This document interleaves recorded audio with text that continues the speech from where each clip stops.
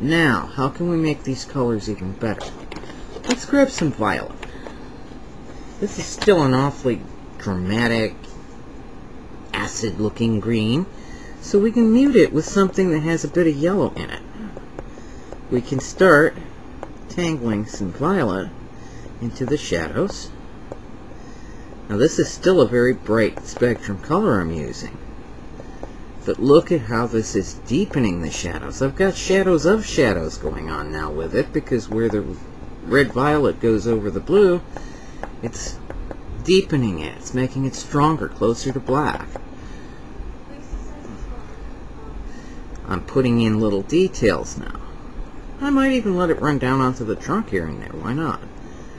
Where it goes over the midtones, the red violet is muting it slightly and making it look a little more natural.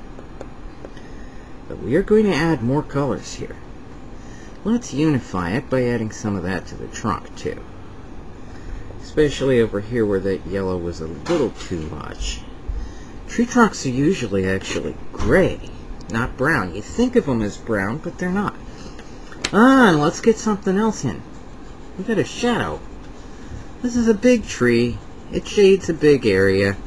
The sun's coming this way, so the shadow's longer in this direction. That shadow helps flatten the ground it's sitting on. We'll get a little green into the shadow too, just so that it looks like this is on a nice green lawn. You don't have to detail very much. This kind of thing works as a picture. I'm not even bothering to give it a sky, because half the time the sky is the lightest thing there, and it can look white on an overcast day. This isn't. If I was doing a serious landscape, I might have given it a blue sky with some clouds crawling behind the tree, but it's just a tree study.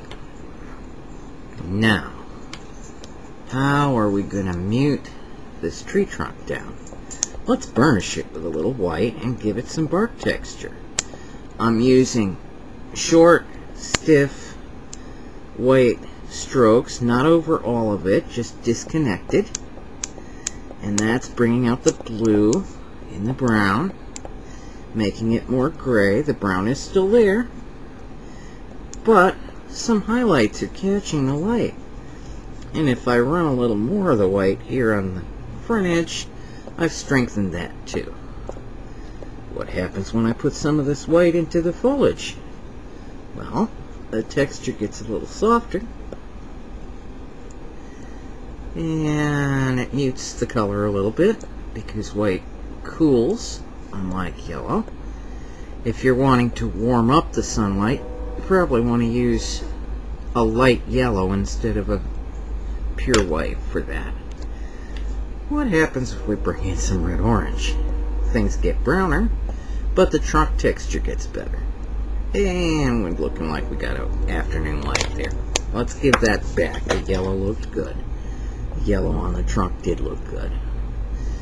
It's often a process of trial and error. Part of my process is to keep adding more colors until I've got exactly the hues and textures I want. I've dropped a pencil. Drop the violet here. Let's strengthen that here in the shadows, especially on the farthest shadow. Dang, I'm not sure this even needs any much black. But we got sky blue, which is a lighter blue. Can that make the semi-shaded foliage a little lighter? Yup. I can get a bluer green without it going as dark as the deep dark foliage. This is good. So I'm basically going back and forth with a bunch of different colors to try and mix them and get a more muted effect. Last, I think the brown. Here's the tree again, turned around so that you can see it right side up. And I've put in most of the colors that I used with it. Actually, there's all of them. We'll just include that in the composition. I hope you enjoyed this. Definitely take the chance and buy a small set of artist grade pastels. They really help. You'll notice there were fewer crumbs with the grade of colors, and these are water soluble. There's another trick you can do with them that I'll go into in a later video. Happy painting!